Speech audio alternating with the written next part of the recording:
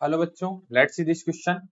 Which one of the following is a possibility for most of us in regard to breathing by making a conscious effort?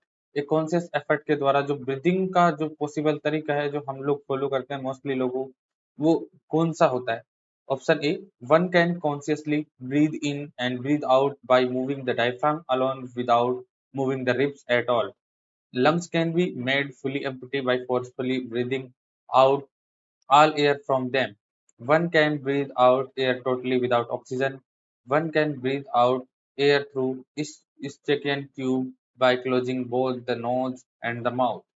तो यहाँ पर अपन बात करते हैं कि सबसे पॉसिबल तरीका क्या है। तो यहाँ पहले ऑप्शन में कहा गया एक व्यक्ति जो है वो आराम से ब्रीद इन कर सकता है, अंदर सांस ले सकता है और बाहर छोड़ सकता है by moving the diaphragm alone. तो डायफ्राम के मूवमेंट से, तो डायफ्राम जो है हमारा ये लंग जो है उसके नीचे वाले प्लेन में सिचुएटेड होता है और ये जो बॉडी कैविटी है उसका वॉल्यूम जो है उसको कम डाउन अप डाउन करने का प्रयास करता है। तो ये जब डायफ्राम जब फ्लैट पोजीशन में आता है तो इस कैविटी का जो वॉल्यूम है वो बढ़ जाता है और जब ये वापस से जो है रिलैक्स कंडीशन में आता है या अपन कहें कि कॉन्स्ट्रिक्ट होता है तो इस डॉम शेप हो जाता है और डॉम शेप होने पर वॉल्यूम जो है वो घट जाता है कैविटी का।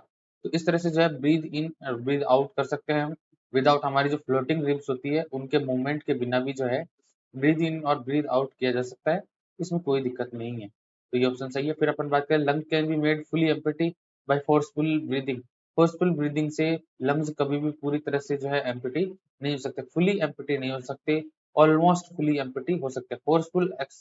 फोर्सफुल अपन जो है ब्रीथ आउट करें उसके बाद भी जो है लंग्स में एयर रह ही जाती है, तो लंग्स में जो है जो रह जाता है वो रिजर्व वॉल्यूम कहलाता है।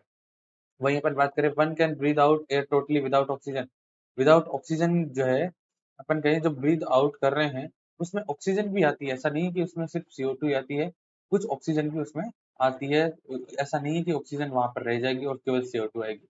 गैसेस का मिक्सचर आता है, मोस्टली उसमें CO2 होती है, बट ऑक्सीजन के बिना जो है ब्रीथ आउट करना ऐसा नहीं कह सकते कि बिना ऑक्सीजन ब्रीथ आउट हो जाएगा। One can breathe out air through Eustachian tube by closing both the nose and mouth। तो Eustachian tube के थ्रू जो है वो ब्रीथ आउट नहीं कर सकते अपन पूरी तरह से बिना नाक को खोले, बिना मुंह को खोले। तो नाक और मुंह बंद है, इस कंडीशन में जो है Eustachian ट्यूब से जो है पूरी तरह से ब्रीथ आउट नहीं किया जा सकता। राइट आंसर जो इस क्वेश्चन का होगा वो होगा ऑप्शन 1। Best of